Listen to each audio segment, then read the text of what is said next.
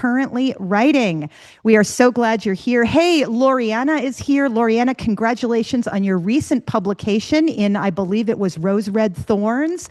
Loriana wrote an amazing piece that is all about being a woman, being in her body, and going to a nude beach for the very first time. And I got to tell you, Loriana is an amazing writer. You guys will totally love this. Hey, Loriana, drop the link to that piece in the chat when you get a chance, because I know a lot of us would love to read it. We've also got Amy Goldmacher here. Hello, Amy.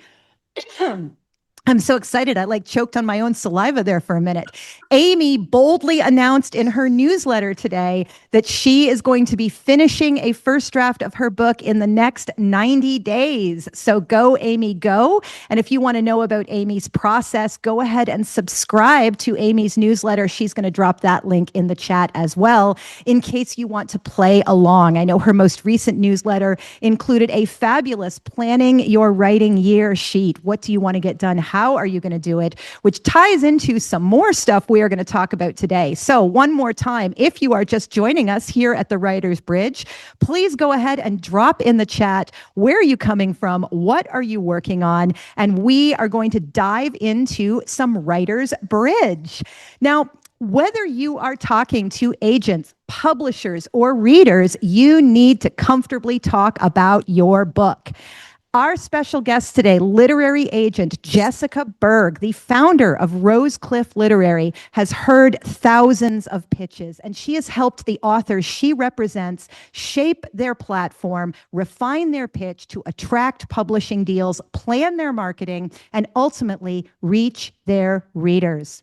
For me, as a retreat and workshop leader, I have shepherded many writers through live and virtual pitch events and helped them get comfortable talking about themselves and their books with top agents in New York and London.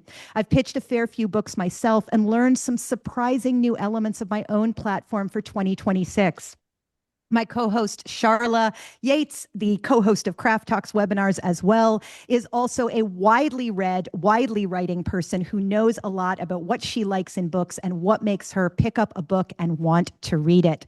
Today, we are all going to talk about what makes a great pitch, the platform you need to support your book when you're pitching, and we will even hear some of your pitches. So if you are interested in pitching, listen closely to the info and revise as you're listening, because in real life, pitching often happens suddenly and casually. So it is always better to be ready with good enough than to robot voice your way through 4 pages of typed up query. But first, hey, Charla, what's coming up with Craft Talks webinars? Thank you, Allison, and Happy New Year, everyone. Today is my husband's 50th birthday, so Yay! I am going to start partying very early, and I'll see you in the new year. Hopefully not with a migraine or what they call a hangover. So let you know that this is the last week to join the season pass, which is our best deal of the year. It's $345 gets you 17 webinars at the early bird price plus 7 free webinars. That's 24 total, plus office hours with Allison, which are a deal in themselves. You get automatic registration for all the upcoming webinars through June and way fewer emails from us cluttering your inbox. It includes our very first webinar of the year with Allison, Organize Your Writing Life, Get Unstuck in 2026. I love the ring of that. It starts January 7th. That's at 1 p.m. Eastern Time. However, you can purchase that one separately from the season pass, a la carte, as they say, for $20 until Wednesday, when the price increases to $30. You can find out more about both those options, the season pass and Allison's next webinar, by following the links I'm adding to the chat right now. And Allison, what's coming up on your docket? Well, I am so excited to teach that Getting Unstuck webinar. I'm going to be showing you guys the #1 secret to organizing your entire computer desktop in about 30 seconds in a way that will make you completely happy ever after. I will also be co-teaching a virtual intensive January 17th to 19th. That's MLK weekend for those of us who are in the US. I'm going to be co-teaching it with Dinty W. Moore. It's Finish Your Book in 2026 with classes on dramatic structure, craft, and thinking about your book big picture so you can get it done. I am going to drop the link in the chat. The early bird price is $365 because I think your book is worth $1 a day to get it finished in 2026. That early bird price is good through tomorrow or until I update the website, which hopefully will be January the 1st. Happy New Year. Hey, Charla, will you introduce our amazing guest? Yes, it's my pleasure. Am I still unmuted? I have to check. Yes, you are. Okay, good. Jessica Berg is a literary agent, author, and the founder of Rosecliff Literary. She loves stories that explore grief, longing, ambition, and survival in the complicated ways they intersect. Jessica earned her MFA from Spalding University and contributes regularly to Writer's Digest. She serves on the boards of the Women's National Book Association and the Historical Novel Society and teaches nationally on querying, comp titles, and the business of authorship with a focus on building sustainable long-term writing careers. Her client lists include Vincent Zanderi, Lisa Rowe, Arizona Bell, and others. Welcome, Jessica. So happy to have you here today. Yay. Great. Thank you so much for that introduction. Hello. I was just scanning through all 170, 91 of us, and I see so many familiar faces, which is fun. So, this is community, and this is exactly why we do this. Absolutely love that. Jessica, what are you excited about for publishing in 2026 in the industry, and what's coming up on your roster? So industry-wide, I'm really, really thrilled to see horror manifesting in special ways. I think we're taking away from what horror once was, and we're really examining it in a fresh and unique perspective. So whether that's feminist horror, body horror, or just the horrors of living in 2025, 2026, right? We're seeing it on the page time and again. So I'm delighted to welcome in more of that. Coming up on my roster personally, I've got a lot of fun retreats planned. If you're interested in Tuscany, Writer's Digest and I will be there for a week in April, and registration is open for that. Beyond teaching, several of my clients have books coming out in 26, and I just saw someone's unboxing video. We did a few takes to see whether or not it looked good, and it's so exciting.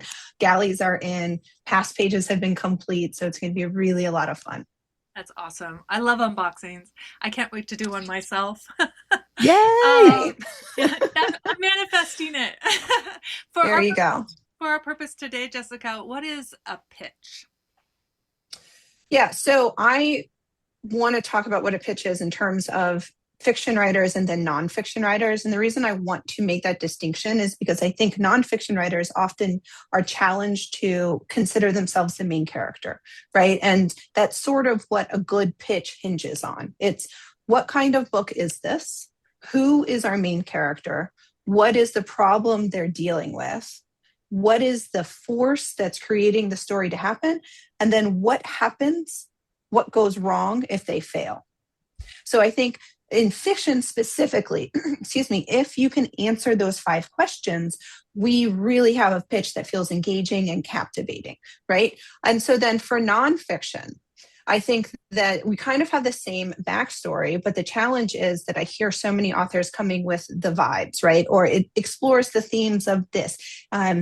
Tell us who your reader is. Tell us what the reader problem is, and then what the promise is, right? So for nonfiction and memoir, what I'm thinking about here is this memoir follows me during this specific experience. And at the core of the book is this central struggle, right? So the story tracks then how the pressure or the conflict forces me to change. And by the end, it shows what that experience reveals. And then if you wanted to take that even a step further, you could say, this story matters because, and here's our broader cultural significance. What isn't a pitch? I'm sure you've heard a lot of things that don't fit a pitch. I have heard so many things that aren't pitches. Pitches are not vibes. They're not themes. They're not backstory. Anything that you could broadly consider throat clearing, right? So this novel explores themes of grief. That's not a pitch. That's a statement that relates to what I might find on the page, right? It's not the main character grew up in a small town and always felt like an outsider. And then one time in 4th grade, they dropped their pencil. Also not a pitch. Still interesting. Still what I might find there in the narrative itself. But the difference here is that pitching gives us our inciting incident, right? It's that tipping point for where the story kicks off. Backstory is context, vibes are context, themes are context. So we don't ever want to lead with those things. I also heard a great talk today where someone was saying that one of the things that makes your pitch successful is we understand why the stakes are personal. So it's not just we've got to defuse the bomb and save the world. It's we've got to choose between diffusing the bomb and picking up my daughter from elementary school, or I will never get custody again. Like the stakes have to get really personal. Yeah, absolutely agree, especially when we're dealing with narrative nonfiction or memoir.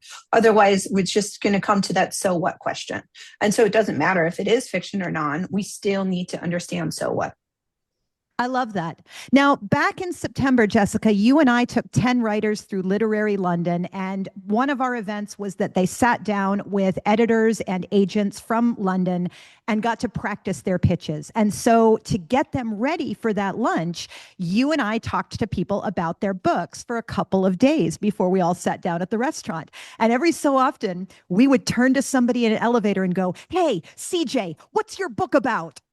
And not everybody is going to be pitching randomly in an elevator, but that does happen sometimes. So when do writers pitch? Where are they pitching? Who are they talking to? What's the context around a pitch? So from my side of the desk, the context is pitching me to ask for a full manuscript to hopefully lead to representation, right? And then once I have a client, my job then becomes pitching your manuscript to editors. So it's really the process repeats itself. We're just talking to different people. I think it's important for all writers to have some semblance of what their book is, to start talking about it as early as that story question has been formed.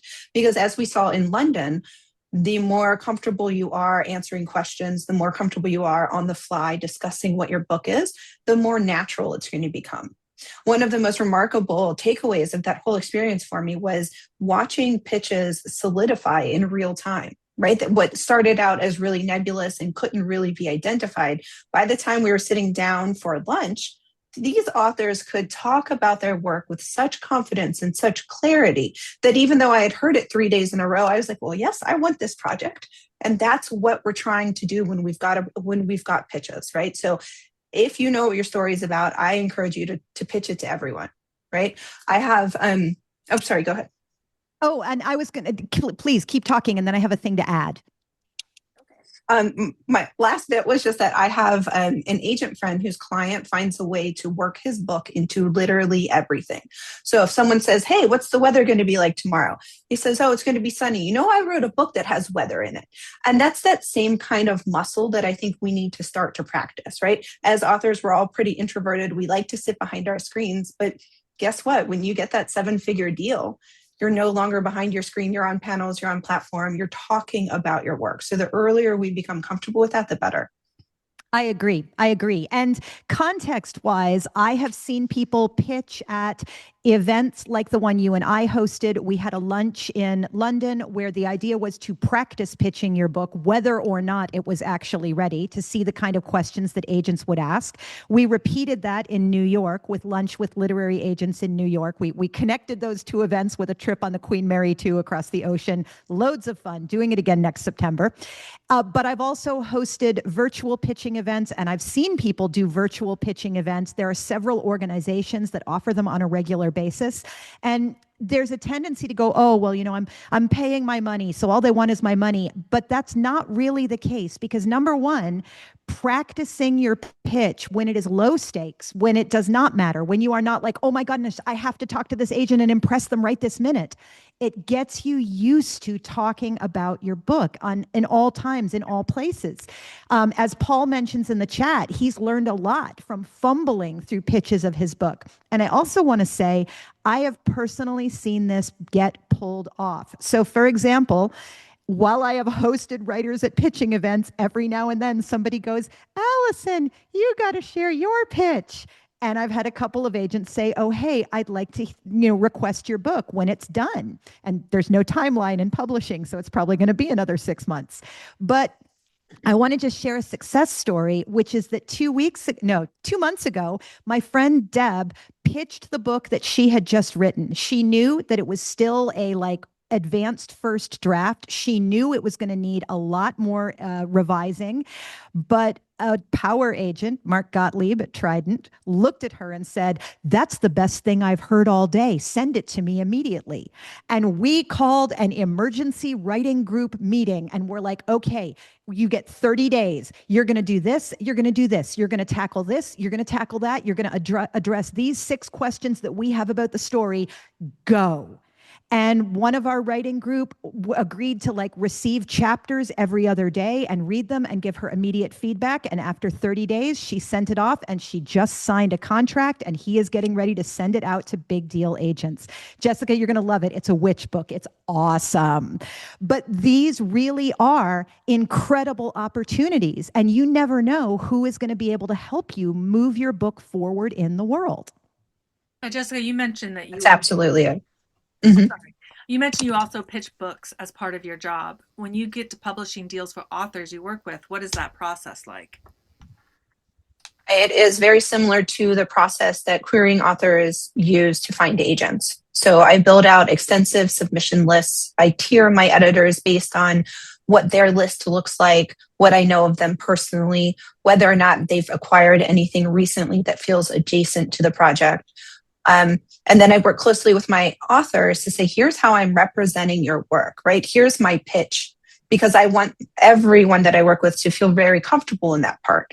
It's not me taking your project that you've worked, 12 months, 24 months and running off and doing my own thing. It's really making sure I'm representing your work in a way that you like. Then we go out on sub and we small batch, right? I might send to 6 to 8 editors in any given pass. I sort of measure success by a 60 to 70% request rate within 24 to 48 hours, because that indicates to me, okay, I've written a pitch that has a lot of enthusiasm, a lot of excitement, and it's making them want to request my pages more quickly. So then, after that, I can't do anything about it. It's in the editor's hands, and I have to be that person knocking on their inbox every 6 weeks or so saying, hey, what did you think? What can I answer for you? What can I tell you about the author? And that's really where platform comes into such play, because if I have advanced praise from other authors in the same space, or if I can say, listen, they've got a combined platform of whatever number, it does encourage these editors to say, oh, let me take a closer look at this, because we know publishing is so risk averse. Part of my role as a literary agent is to make sure I'm making it seem as easy and as safe as possible for an acquisitions editor taking a chance. I love that. And sometimes platform is surprising. Like until about a year ago, platform was really heavily focused on social media, and that has started fragmenting. Social media is not as important as it used to be. It's very important for some genres and not important at all for other genres. For me in 2026, I'm leaning into email list. But when I spoke to agents in New York at our agents list lunch, I was really surprised that I pitched a YA novel and they really wanted to know what was my platform for a YA novel, young adult. Now, I don't think of myself as primarily a playwright, but I am a pretty successful playwright. I have several plays in the top 10 most produced plays in high schools around the world. And the agents in New York who were interested in my novel said I needed to start building that platform, the platform of young adults who are doing my plays, getting to know my writing across North America. And I've started a small plan of I'm sending congratulations on your opening night handwritten notes to the people who are doing my plays.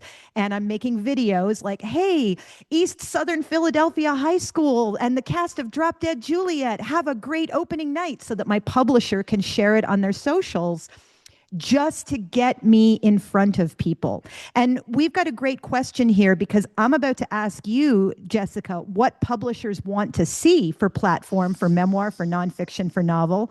But Paul has a great question in the chat, which is, what is platform? I love that question. I love that question. So platform is any way that you're getting ahead of your readers, right? So it's not you connecting with other writers, even though that's important. Platform from a publishing industry perspective is, how can you show me that you're already engaging with the folks who will likely go purchase your book? I like that. I've defined it myself as it's knowing who your readers are and how to reach them. How can you connect with them? So, for example, as a writer of Writing Craft, my readers are reading the Brevity blog, and I reach them by blogging there twice a week. As a young adult novelist, my readers are kids in high school, and I can reach them by doing things that appeal to kids in high schools, or participating in kids in high school type events, or getting to know high school librarians, which is also a group. So what do publishers want to see in 2026 for platform? It's such a big question, right? You saw my eyes Also, get wide because go ahead and give us the next Powerball numbers while you're at it. I absolutely will. I'm an augury, obviously, right? Okay, so what do we want to see? I think in really broad terms, publishers like to see consistent month-over-month growth. So it's not just that you've got an established platform size of whatever. It's that you're actively still engaging with your community. You're still bringing in new people. So to put that in real terms, one of my memoirists, we just sold her book. She's got a sizable platform across in-person and social media. And our publisher was concerned that she's not growing at a rate large enough to sustain the deal. And I thought that, the fact that they looked that deeply into what her platform is was first really remarkable. But secondly, that was excellent information for us to have, because then she and I can say, okay, well, how can we actively grow month over month? Have you tried this? Have you tried doing that? Because I really believe in long-term strategy with clients. So in terms of numbers, we need to know that you're on social media. We need to know that you are a part of a writing community, a reading community, in a way that gets you in front of readers. And that's going to look different for every career, right? Like 5,000, 10,000, 20,000. I can't quote a number because I don't want that first to be misleading, because maybe you've got a rock star book and Mark Gottlieb's going to pick it up and boom, what do you know? You're a New York Times bestseller. We don't know. These things happen. By and large, what we're really looking for is, do you understand how to play the game? Do you understand what the rules of publishing are in 26? And those rules, which in my opinion are non-negotiables. One, you've got a newsletter. And even if you haven't sent your first newsletter, you're collecting email addresses, because we know after 40 years of email that sales convert in email better than they do anywhere else. So if you're at least collecting that email newsletter list, that's great. Two, you're talking about things that are adjacent to your book, but are not necessarily specifically about this one project, right? I like to encourage my clients to think of the 4 things you want someone to know about you when you walk into an event. And generally, that's not going to be, wow, her prose is exquisite. Whoa, she's got these really deep characters. It's, you like cats, you like to eat, you like to travel, you like art, right? Whatever those 4 things are. And the reason I encourage that is because that's going to show up in all of your platform building efforts. And it also already intrinsically shows up in the books that you write. Whether or not we want to admit it, they're all mirrors, right, in some way. And so if we can define that, then you've got a really good grasp on how to start leveraging who you already are as a human onto your platforms and to grow your social media, your in-person presence. Wow. I'm like, my wheels are turning. That's great information. If you're writing memoir or narrative nonfiction, how much can cultural relevance stand in for platform? Yeah, so if it's an ongoing conversation that we're talking about in lots of different places, right? You're seeing the topic crop up on Substack and HuffPost and New York Times and all these other places, then you might be able to capitalize on that. But there again, you're going to still need some component of who you are outside of your work that signals to the publisher, I can take a chance on this author. And it sounds really disingenuous to reduce the work to that, right? Like, coming from a literary background, like coming from academia, the work for the work's sake. But the reality is, like, think about what you want. Do you want to be in front of readers? Do you want your book in Hudson News in the airport that they pick up on the way to their next holiday? If you do, then you need to be thinking about how to make that happen. I love that. I really love that. Now, it used to be as well that you could often get a memoir deal out of a hot essay, out of writing something for Huffington Post or New York Times or the Washington Post. Is that still the case? If it's culturally relevant enough. I'm thinking of an author, Carrie Fugit, who is a widow military spouse, and she wrote an essay that went pretty viral. And from that, she was able to get a book deal. And so I think it really needs to hit. You've got to have strong writing chops, and then you have to capitalize on that, right? Like Allison, your writing group who came together for this emergency meeting to help your friend, help the other writer, you're going to need to have something like that ready to go so that you can say, yep, I've got a proposal. Yes, I know exactly who my readers are. And all of that work goes into then you're ready to launch. I love that. I really love that. And I want to ask one more question before we start diving into hearing some of our pitches from those of us present, which is I hear all the time from writers, well, isn't it just about the writing? Isn't it just that my writing should be good enough, no matter how good I can write a query, no matter how well I can talk about my book? Isn't it enough to just write a really good book? Jessica, I have often said this as if William Shakespeare wrote Hamlet on crayon in a burlap bag, we would still read it because we would recognize its awesomeness. But that's not true for all of us because most of us, and I say this with love in my heart, most of us aren't that good. How good would the writing have to be to overcome being terrible at pitching or writing queries? It would have to be exquisite. Because the thing to consider is that Shakespeare did not have all of these gates in place, right? Didn't have to go to a literary agent, didn't have to suffice an acquisitions board, didn't have to get a buy-in from the people who hold the purse. He was able to just do it in a very indie way. He owned the theater company. Exactly. Yeah. And so, yeah, you can do it that way. But if you really are interested in trad pub, then it has to be exquisite.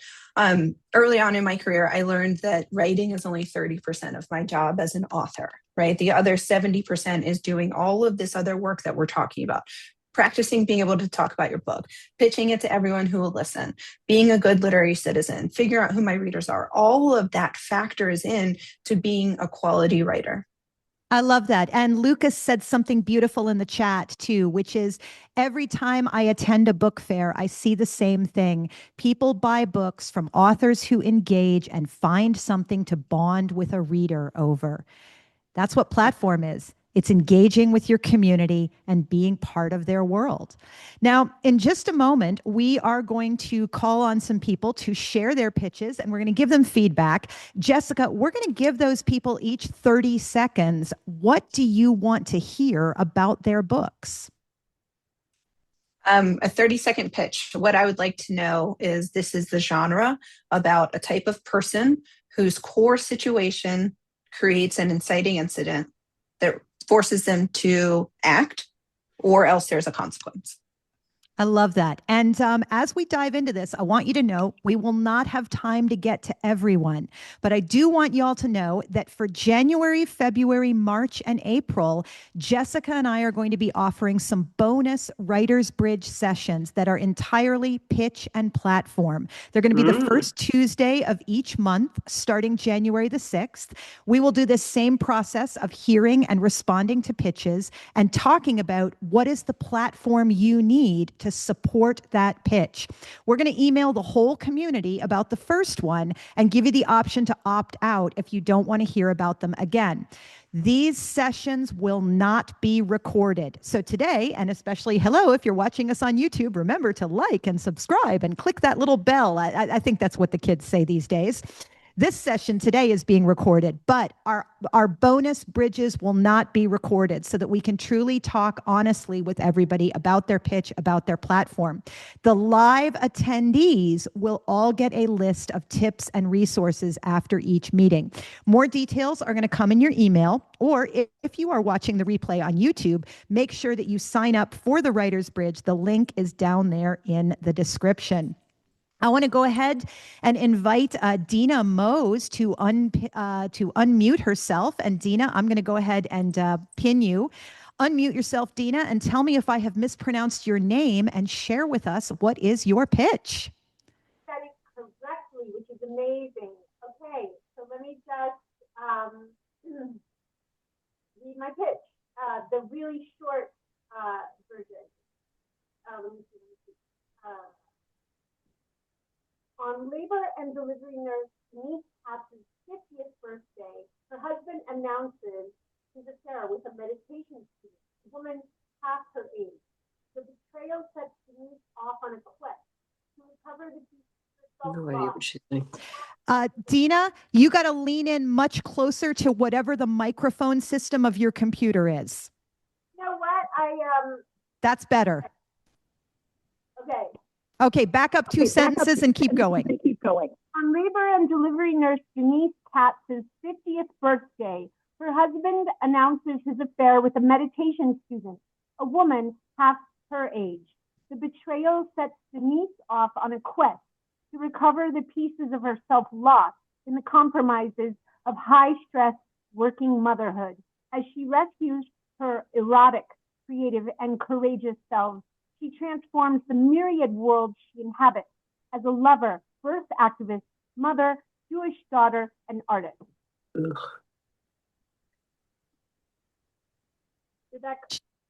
Yeah. So, Jessica, give us some feedback. What could make that pitch even stronger? What platform would you want to see from a writer with that pitch? So I think maybe we're starting the pitch a little early.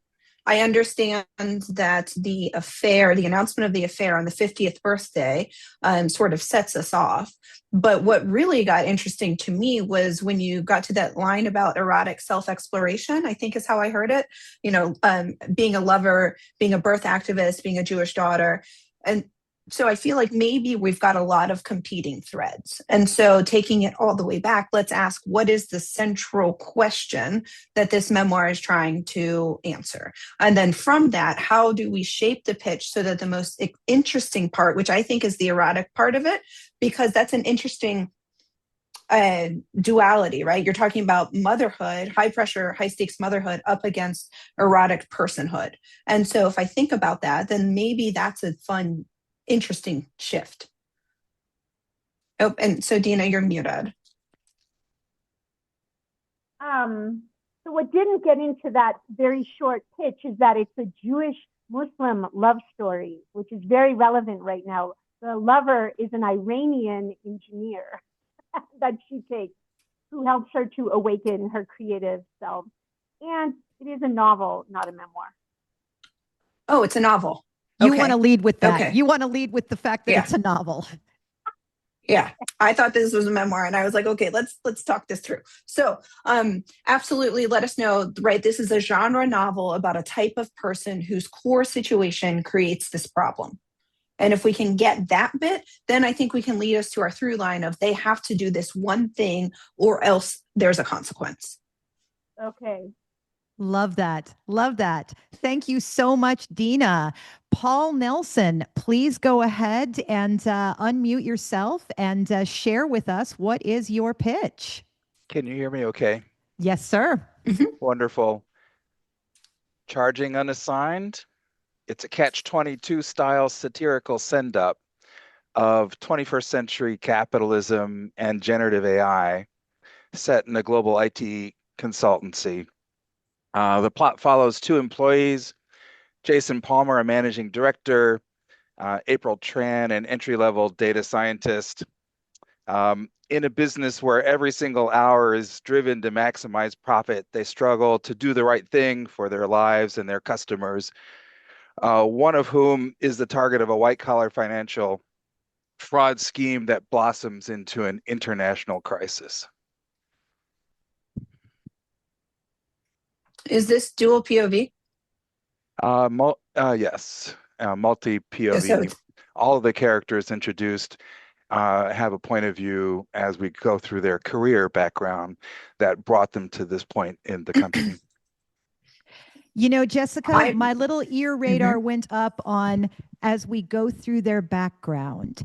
And that's something where, as an editor, I would be like, okay, so how much are we spending in the past? And how much are we spending in the current present of the action that's happening now?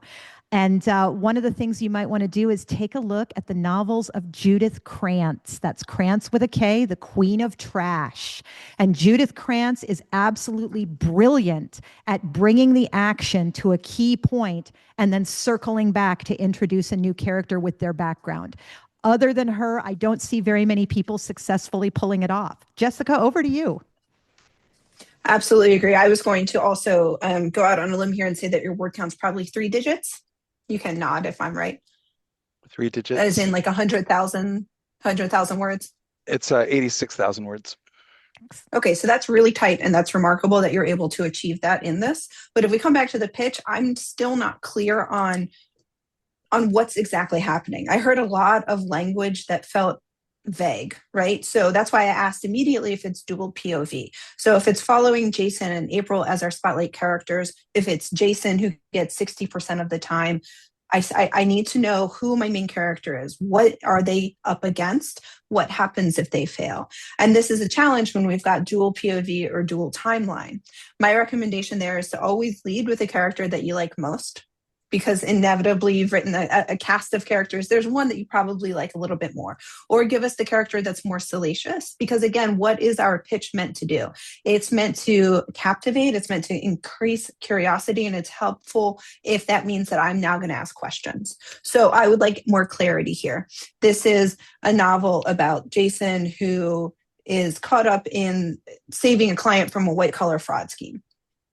Jessica, Paul mentioned in the chat that he's writing a literary novel.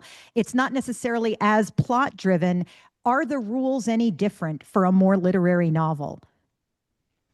They're not. I think literary is poised to have a comeback, and I'm really excited for that, but we still need to know what's happening, what the core situation is. So even in quieter stories, this has to be present. So it doesn't matter our genre. Thank you very much. And Jessica, my instinct on the platform that Paul would need to support a literary novel is he doesn't necessarily have to have a giant email list, although we all need an email list. And folks, it's okay to just start putting emails in an Excel sheet until you need them later. But Paul probably wants to look at where could he publish short fiction, where could he publish short prose, where could he publish short essays in literary venues like the Paris Review, the Kenyon Review, the Missouri Review, so that his writing style can get noticed by literary agents who are specifically looking for literary work. And Paul says the New Yorker, ha, ha, ha, ha, ha. But I want to tell you, Paul, if you were writing humor, it's not that hard to get into Shouts and Murmurs' daily shouts, of which there are 320, rather than Shouts and Murmurs, of which there are 48 each year. And I have had editorial clients that I've worked with to polish their work for Shouts and Murmurs, for daily shouts, who then got promoted to Shouts and Murmurs, and now they know an editor at the New Yorker who will actually take their emails. So yes, Paul, I support you in like, ha ha ha, the New Yorker. We should all be so lucky, but know that that dream is within reach. Yeah. Brian Watson. Join us, Brian. Go ahead and unmute yourself. I want to thank all of our writers, by the way, for volunteering. You guys are amazing, and we really appreciate it. Jessica, quick question before we hear from Brian. Summer asks in the chat, do we give the resolution in the pitch, or do we not give away the ending? So is it like a synopsis where we reveal all the plot twists and the ending, or is it like a query where we don't reveal the final conclusion or how it all turns out? Excellent question. For memoir, we definitely want to understand what has happened and how it has impacted our main character. So I think that that then inevitably ropes us into the ending. Love it. Brian, share your pitch. Okay. At age 22 in 1988, I arrive in Japan. Before the end of my first week, however, I have to go back into the closet as a gay man or risk being fired. My emotional closets impact my 10 years in Japan too, and distort my initial attempts at relationships. An accidental date, however, during my 5th year connects me with my husband-to-be, and I reclaim my closeted joy within the home my heart always wanted. Crying in a Foreign Language is an 88,000-word researched memoir. Love that title. Absolutely love that title. I think that that's amazing. I can't do title magic to save my life, so you've done it. So we've got a lot of really compelling elements here. And first, I want to come to platform because I don't think there are a ton of nitpicky suggestions I can make that sounded like a very polished pitch. For something like this, I think Substack would be a really great place for you. Anywhere that you can blog adjacent to the topics that we're exploring in your narrative. So being Brian, an expat, being Brian not only has a Substack, Brian has a Substack that was recommended by Substack for people to sign up to. Okay, so then my work is done. I don't have anything else to say. Thank you very much. I do have one other thing to say though. Is who is the reader for this, right? Is the reader for this not just the closeted person? Is it the expat? Because I think that would help us understand on my side of the desk the positioning. Yeah, there's I've identified 5 different groups of potential readers: travelers to Japan, people living in binational relationships, people navigating the closet, and we'll stop there. So we might want just a smidge of clarity in that pitch to say it's for readers who are struggling with binational relationships. It's for readers who are struggling with emotional closets. It's for readers who are struggling with societal closets. Just one line that could, because then I'm going to start thinking, oh, I know the editor that I should be sending that to. Okay, thank you. Love that. Thank you, Brian. Okay, we are going to invite Brooke to go ahead and speak with us. Brooke, go ahead and unmute yourself and share with us what's going on. And guys, I want to say too, Brooke is one of our longtime Writers Bridge members, as is Brian. And I really love seeing the members of our community grow and change over the time they spend with us, because we first met Brooke back when we talked about Brooke's essay for Narratively, where she talked about waking up from a coma to discover that a guy said he was her boyfriend, but she didn't really know why, or that she actually remembered him and was forced to kind of play along. Now, Brooke, I think you're pitching something completely different from that this time.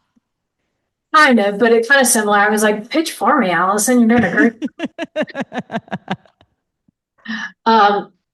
This project is, again, I fell over 20 feet out of a tree, a redwood tree, and ended up in a 10-day coma. Subsequently woke up. Guy was pretending to be my boyfriend. He was an old fling, so he wasn't a complete stranger. Everyone in my life, it was kind of an open secret. They were like, he's not our boyfriend, but they didn't say anything about it. After this, I wrote an essay about it for Narratively, and anytime someone hears my story, they immediately say, oh, have you seen 50 First Dates? Or have you seen While You Were Sleeping? Or have you seen Overboard? Or have you seen Isn't It Romantic? Or haven't you seen... So the list goes on. So my project is... because then I wrote essays about those movies for various publications like Vice, Huffington Post, Paste Magazine. So my project is an essay collection mapping my experience against romantic comedies that use this trope and how it differs.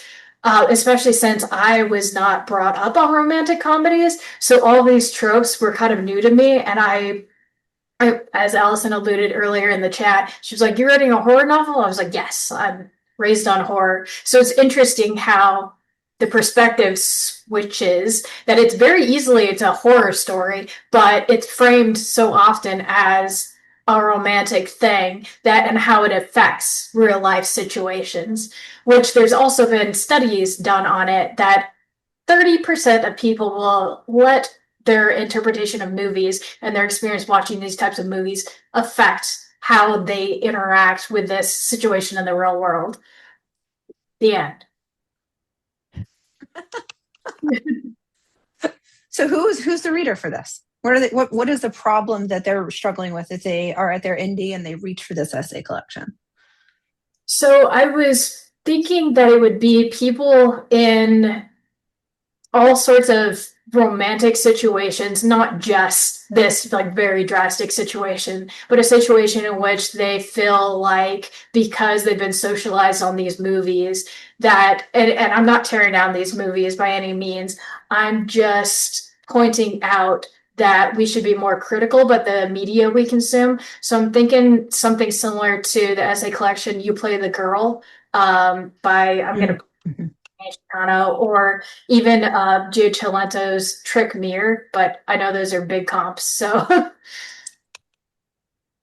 Okay. When you initially started pitching, I was thinking, oh, this is probably well suited for a smaller literary press, small indie press, right?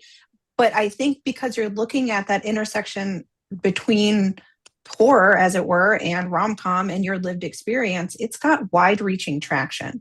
So earlier in our conversation, we were talking about capitalizing on cultural moments. And I think positioning this as this is a book that is dismantling the way in which we review romance, right, as it were, could really have traction in some of the larger imprints of traditional publishers. So I think it's just getting clear, like in that hook section of your query letter, if you're ready to query it, understanding, what exactly we're going to be talking about. Because generally speaking, when we hear essay collection, that's an immediate no, right? But I think you've got the bylines to support it. And I think if you position it less as essay collection and more as narrative nonfiction, right? Like, let's just take away those words because, of course, narrative nonfiction is generally essay collection, right? We just call it something different and suddenly that barrier reduces. I think that this is a remarkable project and it sounds very unique. So it's just getting a little bit clear there with the specifics. And then in terms of platform, gosh, I can't think of a place you shouldn't be. I think you should be talking about these tropes everywhere. I think YouTube could be a really fun place if you wanted to do like a vlog so that you can talk directly with other people about rom-coms and how, sort of as an interview format. I think that could be really fun. It's going to help you reach more media viewers than readers, which then you convert them, right? Then they're like, well, of course I need to read this essay collection. Sorry, this nonfiction narrative. Love that. Thank you. Yeah. And Brooke, are you still writing on Beehive? Are you using Beehive as your newsletter? So I have a newsletter list, a list I've grown, but I haven't sent out a newsletter in a long time. So I want to say this because this applied to me a while ago, and I know I'm not the only person here. Send out your newsletter, your next one, and you just open it with, hey, I know you haven't heard from me in a while, but, and then just dive right in just to remind people, hey, you did sign up for this thing. You did subscribe for it. But remember too, your newsletter, and this is to everybody, it does not have to be deathless prose every month. It does not have to be the best thing you've ever written. It is okay to write 200 words that are something cool you saw today, a great book you really enjoyed reading, something that you noticed about the world. The point is not, hey, build your marketing list and market to everybody. Brooke, you are a fascinating human being. I love you. I would love to know more about you. And I would value hearing from you or anyone in our community, just a short little thing every 3 weeks, every 5 weeks, every other month, just something that says, hello, I'm here. This is who I am. Brooke, does that resonate for you at all? Mostly just going to be me missives about horror movies that I've seen. There's an audience for that. There's totally an audience for that. Yes, you should find them. You should totally find them. Thank you so much, Brooke. We are going to hear from Tanya. Tanya, go ahead and unmute yourself for us.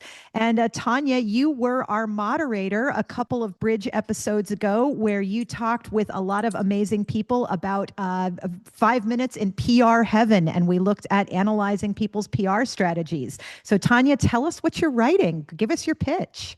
Well, I like to write about passionate women and the lovers obsessed with them. So I have Madame Mina, a 100,000 word historical horror. In this haunting retelling of Dracula, Mina Murray steps out of the shadows and into her own story. The original epistolary tale offered only what the characters were willing to commit to paper. In this version, Mina navigates the late Victorian era, concealing her mixed-race heritage and the intimate nature of her relationships with Lucy Westenra and the ever-alluring Count Dracula. Secrets she never would have shared in letters. While she pieces together the truth behind Jonathan's madness and Lucy's decline, she develops a capacity for deception that rivals that of the Count.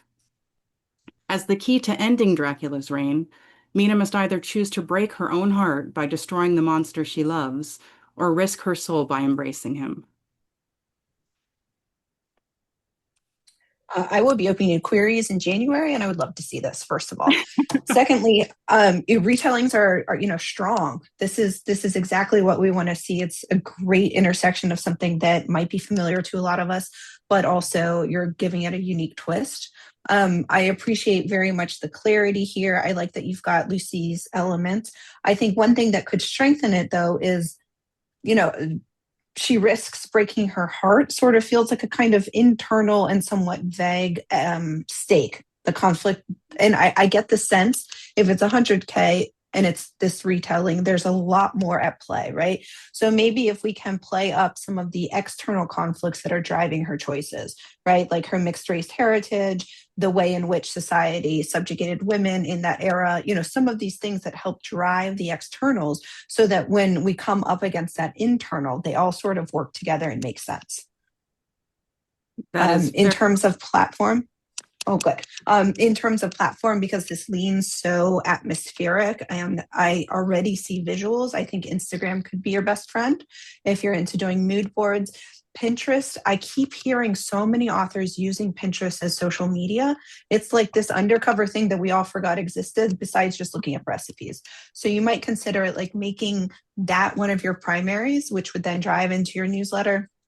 I really think staying away from text-based like Threads or X, if you're even in that, no one goes there anymore. But if you're there considering it, I would highly recommend not to, just because there are so many vibes that you can pull from this that just sound exquisite.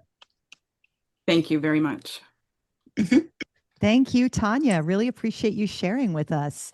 Okay, I think we're going to have time to hear one more. Lucas, will you go ahead and unmute yourself and share with us your pitch? And as we move forward, too, I also want to quote Audrey, who is writing in the chat, perfecting the pitch perfects the manuscript. It helps us get that bird's eye view of what is fascinating and compelling and beautiful about our book. Lucas, off to you. Thank you. So I have House of Broken Glass, a speculative fiction novel in which a mother braves a dangerous journey to keep her children safe and reunite with her husband amid a harsh winter, political violence, and a virus that mutates our very DNA. For fans of Jeff Vandermeer's Area X series and Tender is the Flesh by Augustina Bazterrica. Feels a little vague.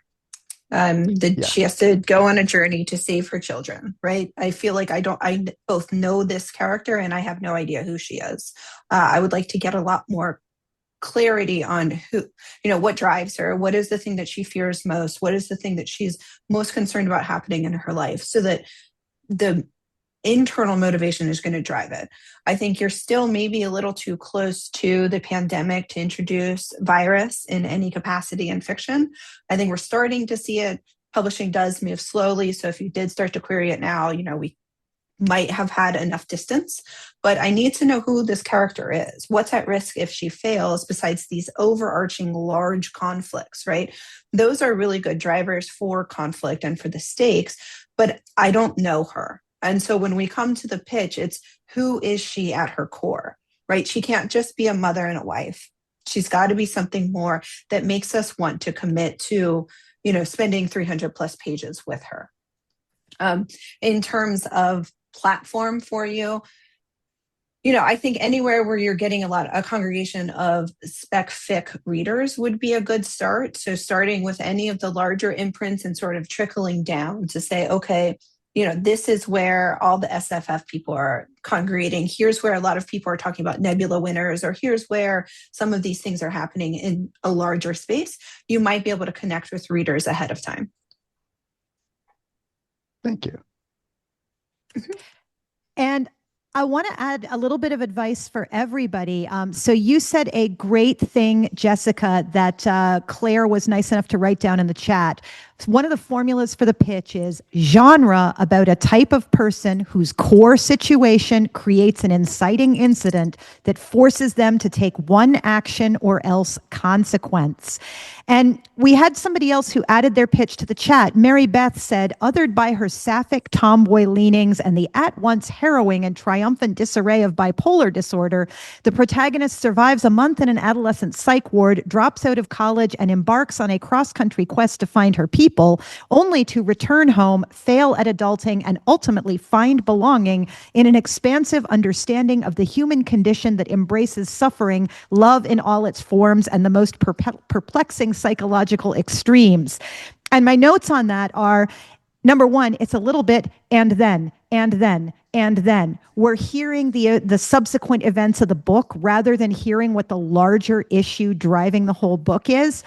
And I also want you guys to notice that even though I am your freaking longest, loudest talker present, and I was out of breath reading all that and stumbling over words.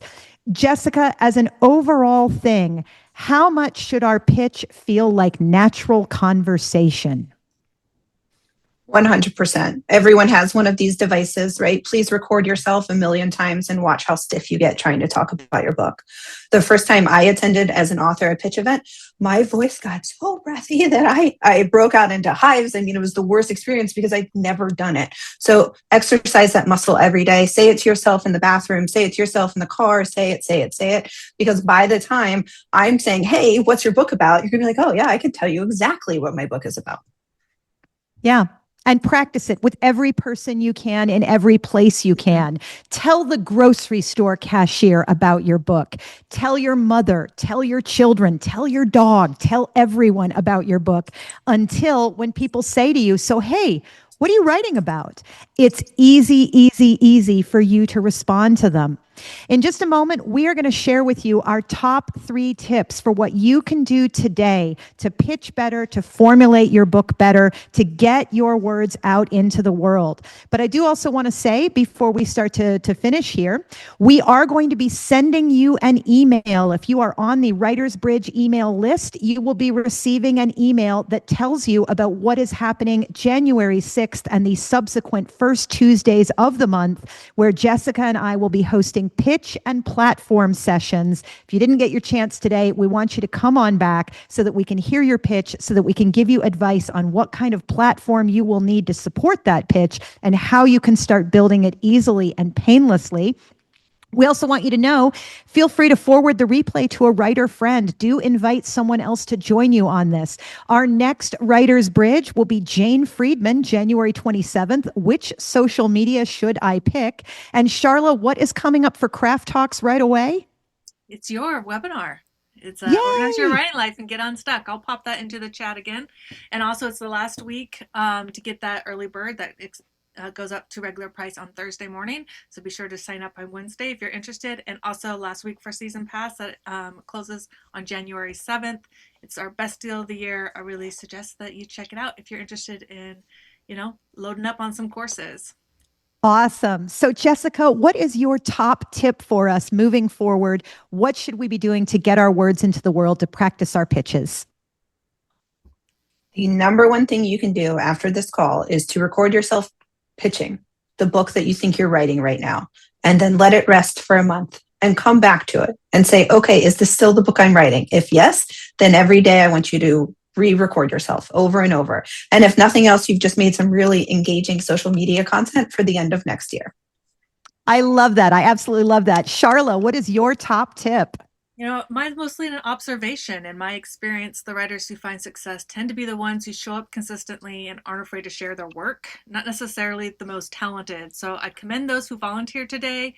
You can also take chances when they come, raise your hand, share your pitch, and get comfortable with being seen. I love that. And I want to say too, we get shy sometimes about sharing our work because we have crafted this beautiful creation that has taken so much of our time and effort. And yet it is so valuable to share that beautiful thing in a way that other people can receive it and get excited about it. They don't need to know about every day we spent laboring in the closet. They need to know what is going to make them excited to turn the page, to find out more, to discover that incredible world that you have created. As we always do at the end of Writer's Bridge, we invite you to please go ahead and unmute yourself for a joyful goodbye. Thank you all so much for being here. We are so glad to have you at the Writer's Bridge.